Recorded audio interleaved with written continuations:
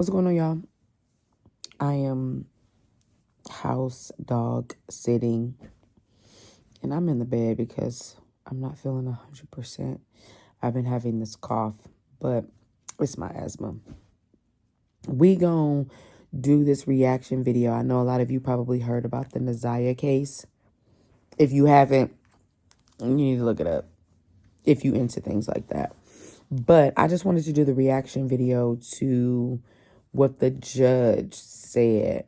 Long story short, this particular gentleman was dating this lady who had custody of her niece, if I'm not mistaken. And he basically was having a relationship with her since she was about 10. She came up missing. They obviously think she is deceased. They found out she was possibly pregnant by him, and they think he had something to do with it. But when you kind of listen to some of the things the judge says, that's kind of what I want to kind of more so talk about. Just how we can be better with our children. We may touch on the system a little bit, but let's get into it and let's see what the judge had to say. Because obviously, they did the testimony. I think it was like the aunt, the grandmother. So right now what they were trying to decide is there enough evidence so that this case can actually go to trial. And the judge did acknowledge that there is a lot of circumstantial evidence, which means there's no definitive proof, right? So they may not have, obviously they don't have a body, so therefore you're not going to find any DNA and different things like that. But there's a lot of circumstantial evidence, which basically the judge is saying, listen, let's go ahead and let the jury decide. So let's listen to what she has to say. Regarding a trial, and the one thing I had highlighted in pink is the quote, in this case there was no physical evidence such as bloodstains or a weapon leaking defendant to Joyce's death. In this case, we don't have the same facts. They don't have any physical evidence. I do agree this is a circumstantial case, and circumstantial evidence is sufficient for a bind over and even conviction. Today is January 9th, 2025, exactly 1 year, from the day Naziah Harris disappeared. Before I get into the charges, and the main charge of premeditated first-degree murder, I have to speak on Naziah Harris and the community who failed her. And I am only presented with certain evidence. I don't know the whole story. The attorneys know more than me. The family knows more than me. But from what I have heard over the last 4 days and 5 days total, is that several people failed her.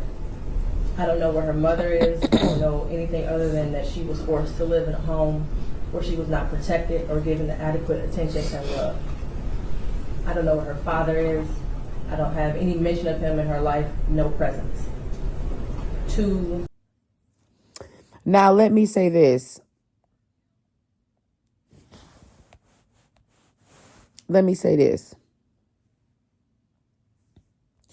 Now, it is not abnormal. Like, I worked in the foster care system for so many years across the board, from removals to putting cases together, going to court, family reunification, family preservation, counseling. So I've literally pretty much I've done adoptions. So I've been across the board. Y'all will not be surprised how many people, family members, take their children. And it's typically like a grandmother or an older aunt or something like that. And you have to think that these women, they don't just have one child that's in the system. When I was working in the foster care system, like, each mother had at minimum 3 children. So when you remove one, you obviously have to remove all of them. And so now you're out of nowhere throwing these children into a home where the grandmother is probably older, the aunt is probably older, or, you may find a cousin here or there. But y'all do not understand. It is not abnormal for people to take on great nieces or their grandchildren or their great grandchildren. It's like, we just have to get to a place where we are just getting stable and just stop getting with men and bringing children in this world, calling it love when you know that it's not going to be stable. You can tell by it. So now you typically have that mother, if she has 3 children or more, at minimum it's about 3 on average. You can probably guarantee that 2 out of those 3 children have different fathers, if not all 3 of them. And like I said, minimum 3. So sometimes you get into cases where it's 4, 5, and 6 kids, and they all have different fathers. Maybe 2 of them share the same father.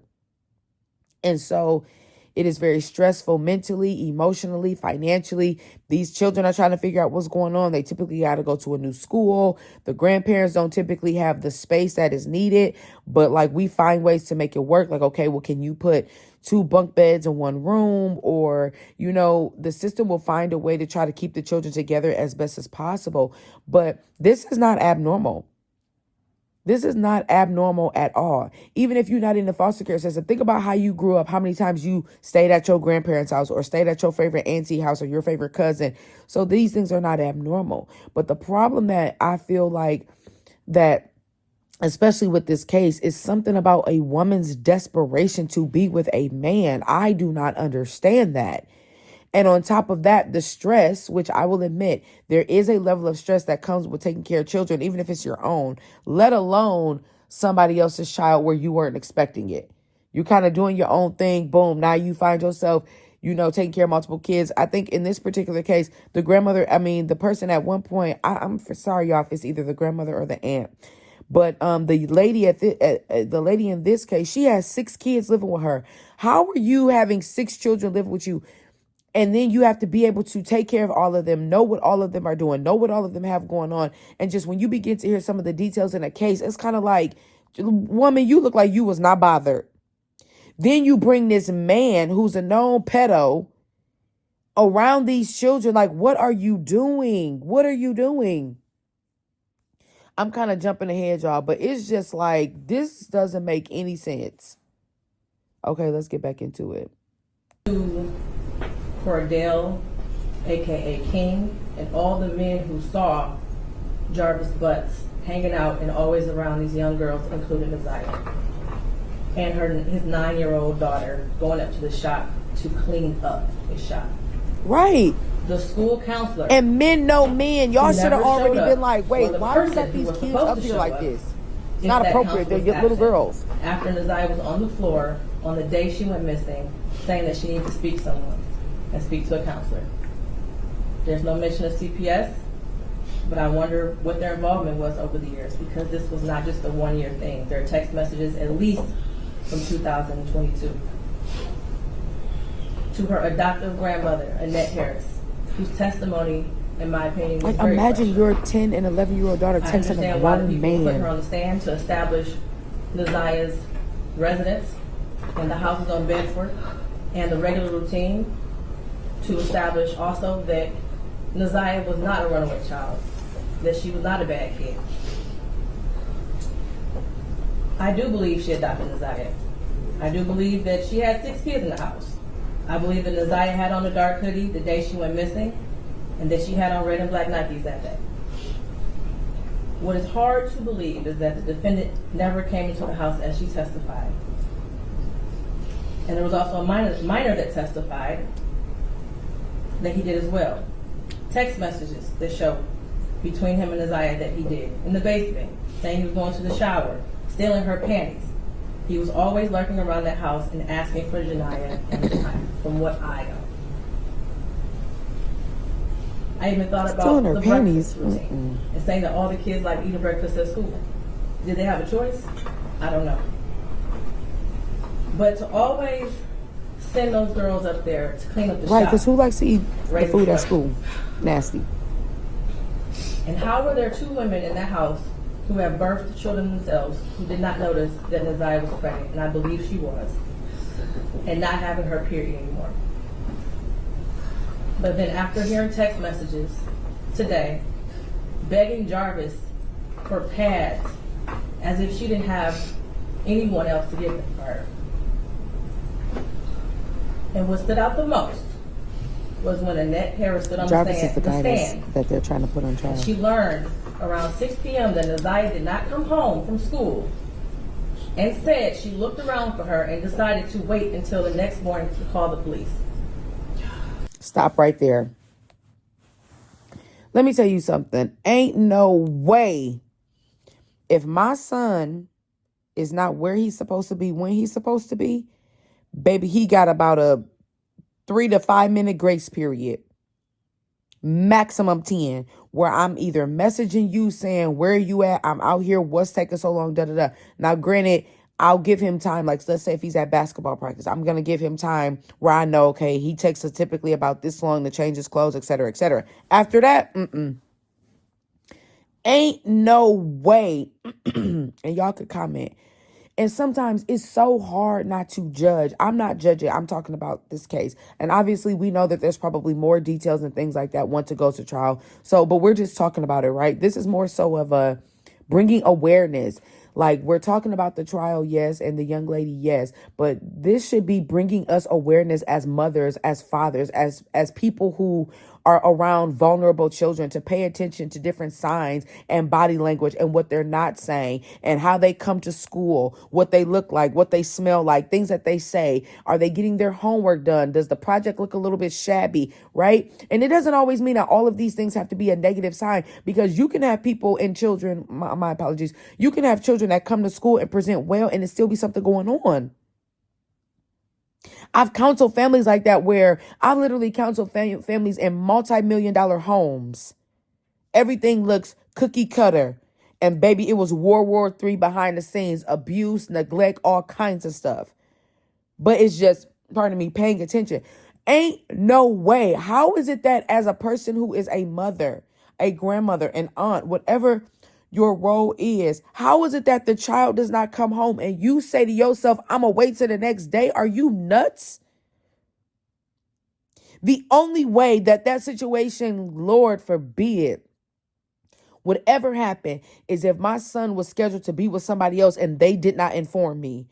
But, and like, you know what I'm saying? Let's say if I was out of town and somebody else was keeping him and they decided not to tell me. First of all, you better hope I don't go to jail for murder, because why you didn't tell me that you waited till the next day? Are you crazy? But if I'm involved and I'm picking him up, and I ain't no way, whether you getting off the bus, whether you coming from a friend's house, whether you coming from a family member's house, I don't care about none of that. I'm never finna wait till the next day to see where my child is. That is insane. And this is just my opinion. I think the boyfriend and the grandmother, I think they both had something to do with her missing, because you was dang near salty. If you found out he was actually sleeping with her, you might have dang near knew. And I just feel like y'all both had something to do with that. And see, with situations like this, I feel like, first of all, the fact that you didn't know, you need to be put in jail too. I'm sorry.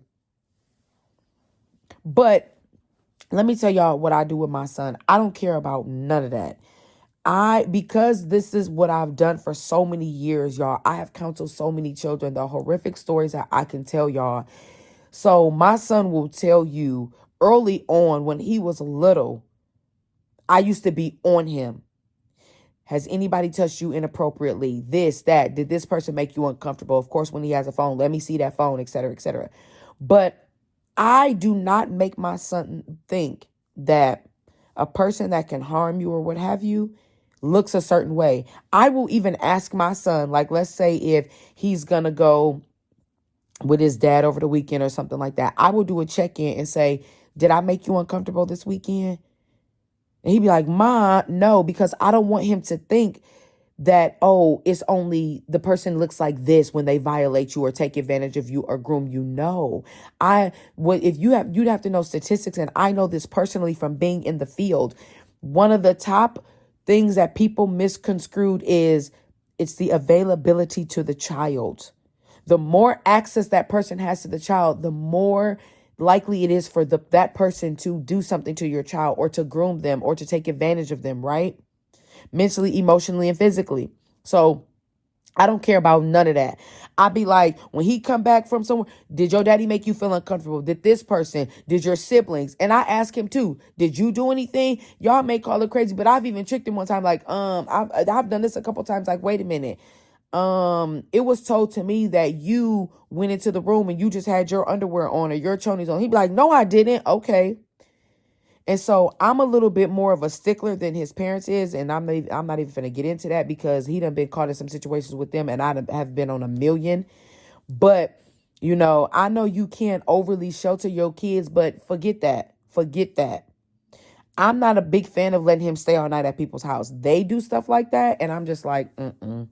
But he and we have codes because of obviously I cannot control what he does, what happens at his father's house. And of course, his father is very clear about where I stand with stuff, but that's a whole nother story. They do stuff that's to me ignorant as parents. And I'm like, are you serious? Why would you do that? I don't care nothing about they play basketball together. She's on the basketball team. Are you kidding me? What are you thinking? So anyway, I'm not even gonna get on that tangent. What's understood don't have to be explained. If you know, you know. And if you don't know, you don't need to know. But when he goes over a certain friend's house, I ask him, did this happen? Did that happen? What's what? Tell me the details. He and I have code words if things happen. And of course, I know that I cannot 100% prevent something, but I'm not also going to be dumb. I'm so strict. I tell him, if you not feeling good, don't you take no medication from nobody. And y'all may think, but why? And because I have been involved in cases. I see this stuff firsthand.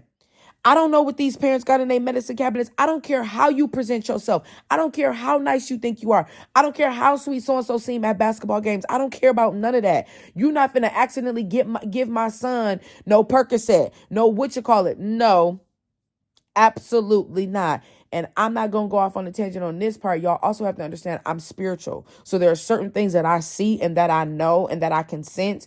And so I prepare, right? And I'm not saying that the homes he went over were like bad homes, but I don't put nothing past nobody. You hear me? Not even myself. Because you try me the wrong way, I may be somewhere serving 35 to life. We're human beings. It's easy for people to say, I would never do that. I would never say that. I would never act like that. You don't know what you would do. Right? So that is how I prepare my son because of the things that I have done in my career, the things that I have seen, have been exposed to, things I have read. We're not talking about hypotheticals. We're talking about proof, facts, and receipts. Right? Pardon me, y'all. And so there's so much that I teach him, even till this day. I don't care if you think you my best friend. I don't care if you my mama. I remember he went and over the course of a couple years, me and my sister, we would exchange. Like I would get my nieces and then for half the summer, and then Tyler would go with her for half the summer. Guess what? I don't care nothing about you being my sister, and she don't care nothing about me being her sister. I would be like, bro, don't forget. I'm not going to assume because I told you something 2 years ago or last summer or the last time he was there. Nope, it's a new event. Bro, don't forget, he is not to be in the room and sleeping with XYZ. Nieces, step nieces, nieces through marriage, don't care. And she like, oh, I already know. She never used to be like, why are you telling me that? Duh. No, she would be like, oh, I already know. We don't play that. Right. But I'm not going to assume you know that. I don't care what the case is. Every situation he's in, I'm telling him. Absolutely. And that's my sister. It's not a matter of if you think, if you won't, or my niece would never. It's not about that. It's about his protection. Because when he gets out in this real world, I don't ever want him to think, this person would never, my girlfriend would never, my best friend would never, my uncle would never. You don't know. And it's not just about anything sexual. It's me teaching him how to pay attention, how to look for certain things, how to spot out a concern, how to spot out, did you feel uncomfortable? It's me teaching him, listen to your mind, listen to your quote unquote gut or what the Holy Spirit is saying. Is bigger than that. So guess what? You want to start basketball practice? We finna have a conversation at least once every other week. I'm checking. Let me tell you something. You got trainers and you might get a little Charlie horse in your calf or your upper thigh may be hurting. I tell him right here, let me tell you something. And I be showing him on me when they get to rubbing you down here by your leg, if it gets anywhere closer to your butthole or by your, I call it his tallywhacker, by your tallywhacker, he know the right name, or by your testicles, it's a concern. And you need to let me know anything that is going on. If you feeling sore, whatever, you need to let me know. Your trainer, your coach. I don't care about none of that. Y'all know how many coaches pick up kids from school? Y'all know how many kids stay after school and they go into the locker room with their coach, or they go into the trainer's office? When he used to have to stay after school sometimes for tutoring, I used to tell him, you need to be paying attention when you go into that classroom with that teacher and he or she is closing that door. When I would pick him up, I would be like, how was it? How long was y'all in there? How close was the teacher sitting? Did you feel uncomfortable? Because I have to make him aware. You have to understand, you are the first exposure, if you will, to your child when it comes to how to love, how to spot out lies, how to look up, how to spot out concerns, what happiness looks like, joy, peace. You are pretty much their first experience. I'm his first experience of what a woman should be like, how she should carry herself. You understand what I'm saying? Pardon me. So if I don't teach him, who will? I'm not going to depend on the teacher. I'm not going to depend on his father. I'm not going to depend on anybody else. I'm going to make it seem like if nobody else says anything, did I teach him? Did I tell him? Did I make him aware? And I always tell him the other side. No, son, this is not to scare you. This is not to this. I understand certain the conversations can be a little off-putting, can be a little scary, can be a little awkward, but we finna talk about it. Don't care. Don't care. Even when he does things and he goes in the community and he may hang out with friends, I teach him about the employees, going to the bathroom by himself. I even teach him about him joking around with friends. And I know, y'all, I get it. Well, you got to let the kid live. I get that. But even though my mom taught me stuff, it was still stuff I did that my mom did not know. So I teach him, listen, if you playing around with your friends and they get to wrestling, they want to grab you by your private part, absolutely not. Because, see, that stuff turns into curiosity.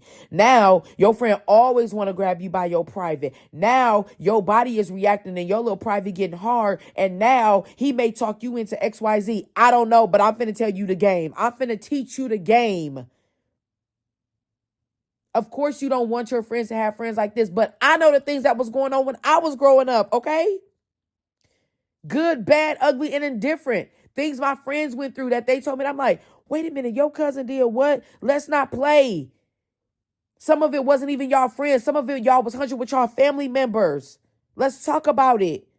So I don't ever want my son to grow up, and if it's within my knowledge, I'm going to give him the knowledge. Period. And you have to be on these kids, because the Bible talks about we get weaker but wiser, which means it's all type of different ways that kids can talk to people online, talk to their friends online. You may think, see, that's why I don't let my kid have a cell phone. But if they got a gaming system, if they have a handheld gaming system, if they go to a school, you better believe they know what's going on. You think that they sitting at lunch while they friends is watching TikToks and they saying, sorry, my mom said I can't have a phone, I can't watch. You better believe they watching. You better believe that friend is letting your child who don't have a phone use their phone. I think about some of the stuff that I did with my friends, and I wasn't no terrible, terrible kid like that in a sense. And I didn't even realize certain things I was doing influenced my friends. And I didn't even think that that was my intent. Girl, my mama said, I can't talk on the phone this week. Okay, come over here. We'll call or call me. I'll call your boyfriend on three-way.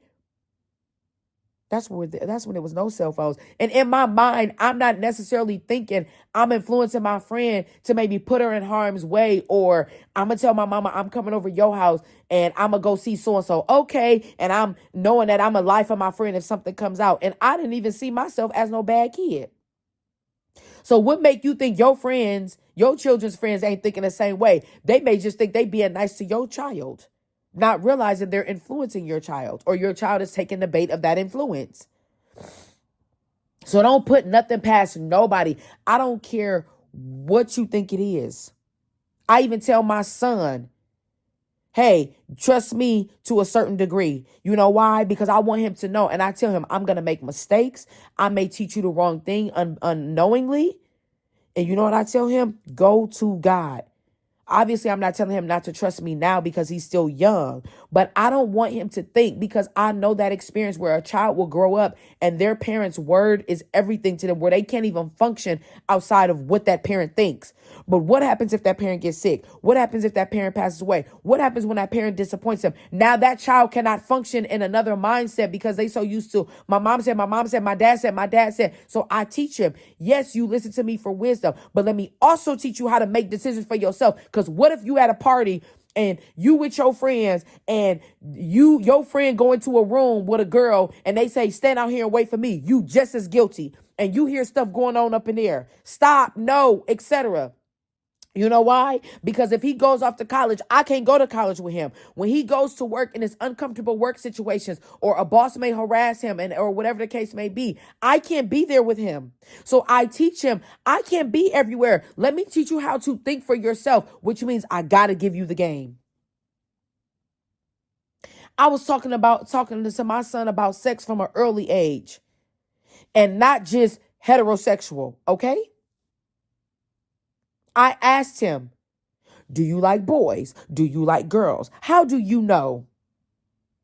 I try to teach him, you can tell me anything. We have this little saying. I said, what is my rule? What's the rule? You'll help me get out of it first and scold me later, because I want him to know you can come to me about anything. And a lot of parents teach their kids that, but you have to create that safe space by having those conversations. I remember I called him and he answered the phone and he was in the shower. Now, granted, I could see the ceiling, but I could hear the water. And I said, call me as soon as you get out that shower. He was like, okay. He not thinking nothing. As soon as he answered the phone, he was at his desk. I said, let me ask you a question. Why you got that phone in the shower with you? Because I'm not finna leave no stone unturned. Because I'm not dumb. I want to know, is you playing with your tallywhacker? Are you watching inappropriate videos? Are you sending? I don't know. I'm never finna assume. Never. And he was like, Mom. I said, Mom, nothing. Let's talk. So we had the conversation. He said he was just listening to music, whatever. I have a way of checking. So I said, okay, let me confirm what he's saying. But I'm not finna see that and be like, why would you call me in the shower? Call me back. No. Anything I could think of to come to my mind that I think a child of his age would do, might be doing, possibly doing, don't know what you got going on. And I talked to him about stuff like that. If you want to call yourself sending pictures, you're going to be embarrassed when it gets spread all over the school. So what you think is private ain't private. You might be liking a little girl, even though he know I don't play stuff like that, but I let him know it's okay to like girls. But so basically I could give y'all stories for days, but overall, my point is talk to your children. You can't be like, don't let them brush you off by saying, oh, this is embarrassing. This is this. No. I was preparing my son before he got to high school. Hey, you might be in a classroom. You might be in a locker room. You might be in a friend's group chat. I don't know what the case may be. If you hear the word fingering, you know what that means? He was like, no, let me tell you. Because see, what's not finna happen is you're not finna be standing in a circle having a conversation and you don't know what you're talking about and you become the laughing stock. Number one, because you just answering stuff and now you got these older boys because you're on a basketball team with older boys and they saying stuff and you don't know. Or you got a girl that's older that may like you and may say, have you done this? Can you do this to me the next time you see me? And you don't know what she's talking about. Now she done talked you into doing something. And then y'all have to remember these kids, they have parents. I know how it would look if I saw somebody's daughter or somebody's son saying certain stuff to my son. I'm finna look at your parent like, what? Half of me gonna say, hopefully they don't know. And this is why you acting like this. And the other half of me is going to say, what kind of home you come from? Call the judging if you want to, because I expect you to do the same thing about me. We was doing something and we had got some food and it was a little bit late. And it was a little bit after 9:30-ish. And I saw him texting on Snapchat and stuff. I roasted him. I said, first of all, get off of that. So if you talking to some girl, what happens if her parents see that? What type of young man and what type of thing are you setting by sending messages this late at night? Don't play with me. Because at the end of the day, as good as a kid as he is, as good as the grades he gets, you still finna get checked and you still finna get roasted. And I don't put nothing past my son. Whether he willingly does it or whether he's influenced, I don't care. So then I got on him about what type of picture you trying to paint. How that make you look? How that parent gonna be thinking like, what type of son do this woman got? And you ain't wrong. Y'all be on your kids. And again, no, I cannot protect them from everything. Like I said, my mom taught me a lot of stuff and I still did stuff. That's just half the battle. The rest, you got to just trust that they make the right decisions. was a good kid growing up. It didn't stop me from selling dope. It didn't stop my dad from teaching me certain things he shouldn't have taught me. It didn't stop him from showing me certain things he shouldn't have showed me. It didn't stop me from selling drugs at church. No. And I knew Carmelita Perry didn't play that. I knew she would break my back in 50 places. It still didn't stop me. But there was still a level of a threshold that I did have. It was still a level of, y'all, I would be going to do a dope deal, which I wouldn't like no hand-to-hand peddler. We talking about big amounts, right? Because anyway, I won't get into that. And I would be like, Lord, when I go pick up this money, please protect me. I still knew to call the name of the Lord. And some of y'all could think, the God would never do that. Oh, okay. Well, I don't know the kind of God you serve. But he is a thing called mercy. So, y'all, know what your kids got going on. Like, and whatever you do, at the end of the day, teach them as much as you can. You have to tell yourself, if don't nobody else tell them, I'm going to tell them. Okay, let's get into the rest of this video. And said she looked around for her and decided to wait until the next morning to call the police. Without a tear, without emotion, or any expression of being She never but would wait until the next day. And to her Aunt Shannon, who also showed no emotion, expression of being devastated from Neziah going missing.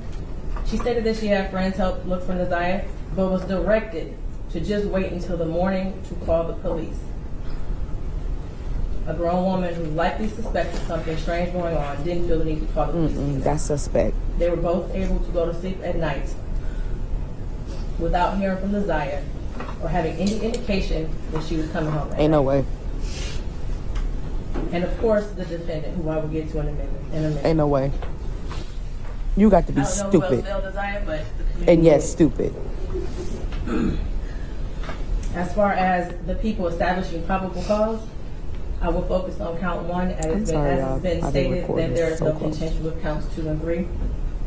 In count 3, I will amend based off of the motion and the testimony I heard that Neziah was 12 and not 13 at the time that Jarvis Butts had sexual intercourse with her.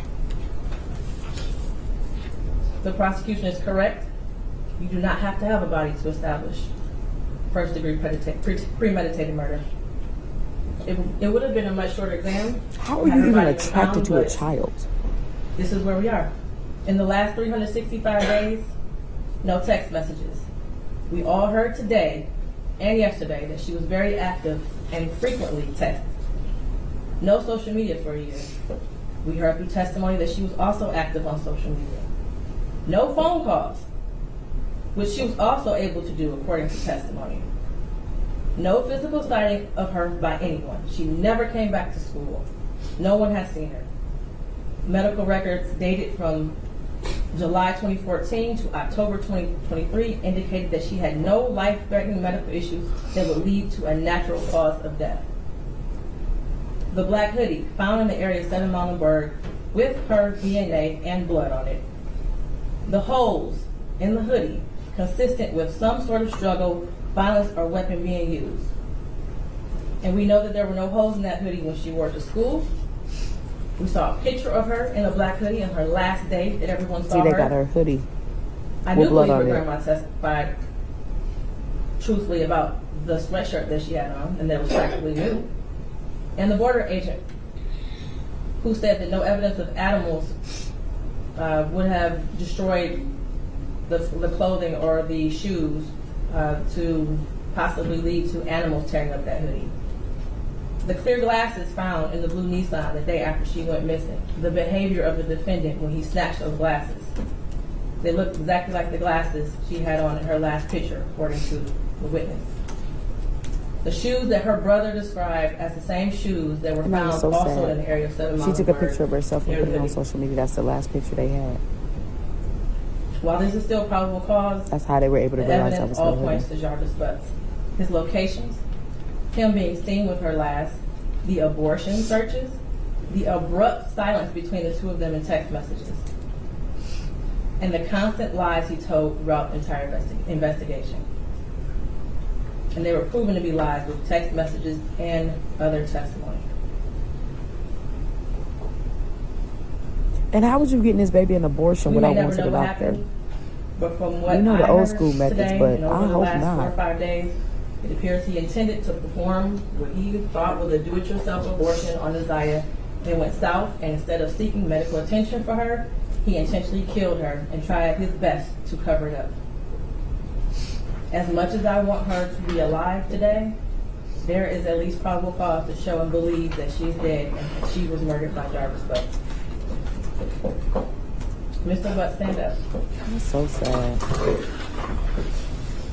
You've been sitting over there for 4 days with your head down, Read 'em, sitting Pooh. between and behind your attorney with your mask on and taking vigorous notes. I want you to pay attention and listen to everything I have to say. I have been trying to figure out for the last What is you taking notes 5 for, days, sir? you. At one point, I thought you were cognitively impaired in the beginning of this exam. And then maybe you had the brain of a 10-year-old, and that's why you were doing such things. But as I heard more and more testimony, you're just the true definition of a pedophile. Watching you laugh and brag about all the women you have with different women and the children and the girlfriends, and making babies to groom them, and having them in your presence, cleaning up, quote, cleaning up your shop, and the little girls around you, has landed you here today. You groomed Isaiah. You played mind games with her. We all heard that. You controlled her emotionally. She was exposed to so much at such a young age. The text messages between you two were disgusting to hear. And to think that she had you saved in her phone as bae for life. Isaiah deserves so much more. And while I mentioned other people that failed her, Jarvis Butts, you are the monster in this whole picture. She did deserve love from her parents and everyone who was in her life. She was ignored, What do she was people be neglected, really thinking? and you took complete advantage of that. She wanted someone to love her, and she will never know what that feels like. Your children deserve more.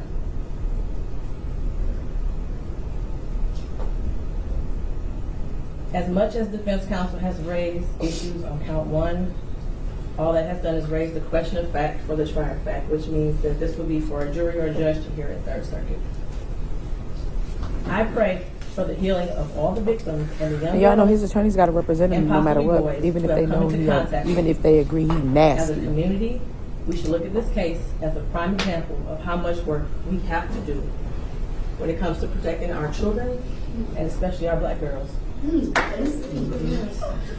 I pray for closure Yep. and healing for all those who have been traumatized by you. And for you, Jarvis Butts, I wish you a speedy trial and that justice be delivered. Your bind over date is January 16th. Speedy, at lock 'em up. 9 p.m. So that was it for that one. So that was just basically her, after hearing a couple of days of testimony, that was her basically saying, yep, we think that there's enough evidence for this to go to trial.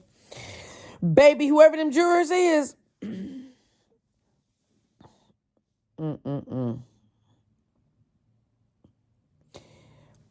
I mean, this stuff is just so sad. I hate stuff like this. One of the biggest things that is my biggest pet peeve is the trauma that we impose on children. They do not ask to be here. We have to do better. Even if you a mother or a father and you feel like I'm a good parent, I'm a this, you should always be assessing your parenting skills, how you talk to your children, what you expose them to. And no, pardon me, I'm not saying we just let kids do whatever. I'm not saying that I'm against correction, punishment, etc.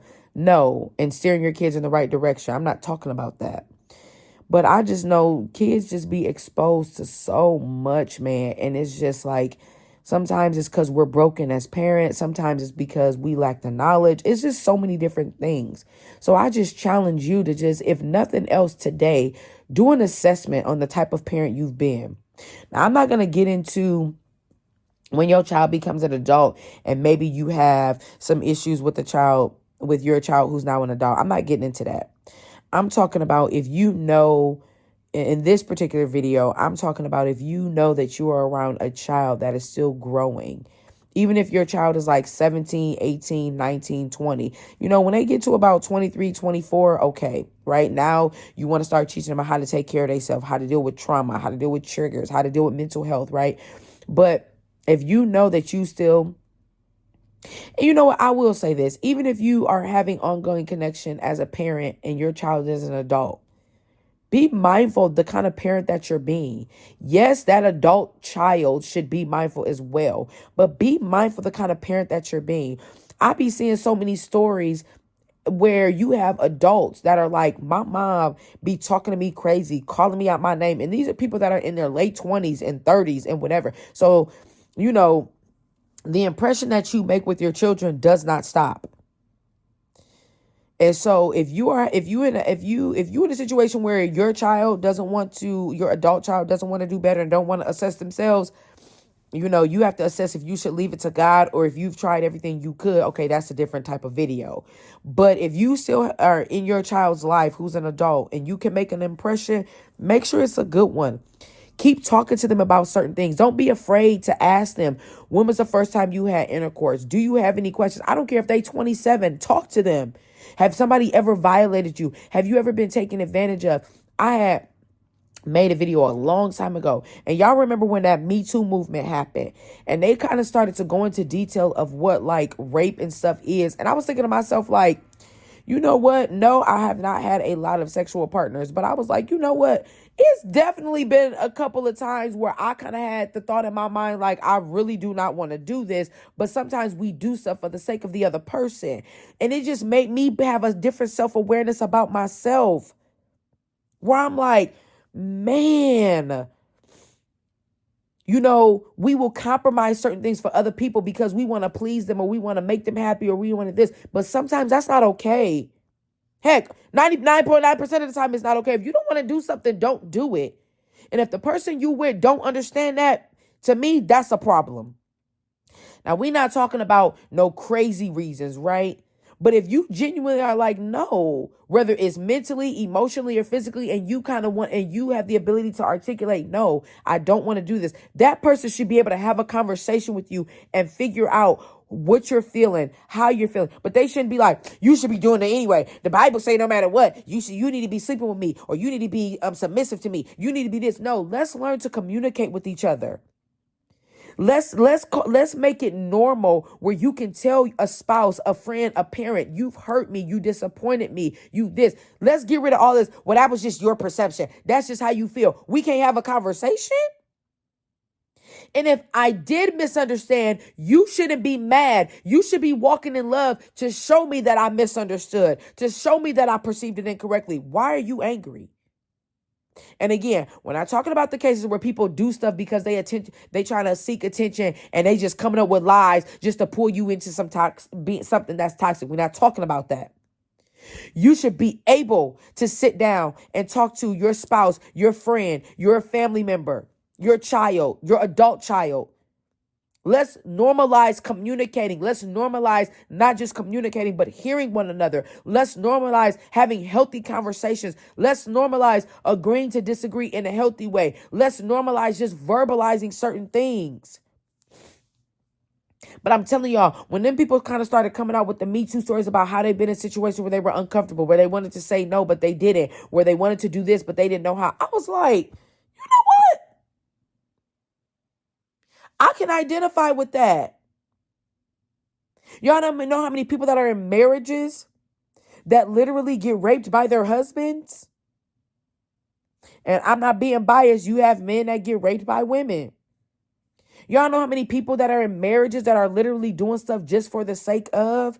And over time, that begins to wear you down. So let's normalize trying to move towards a healthy level of communication. You might need to get you a life coach if you need some coaching, whether it's your marriage, whether it's your children, adult children, whatever. Reach out to me. Go to my social media platform. On Facebook is Jennifer Crawley. DM me, message me, email me, jennifercrawley86@gmail. You might need a life coach. You might need a therapist, but find somebody that is healthy, that is reputable. And so I know I kind of jumped over to that, but basically what I was saying is if you are still a person that has influence in your child's life, Be mindful of that, even if it's in your adult child. I've been seeing so many videos go viral lately about how people are adults and they like, y'all, my mama be talking to me reckless.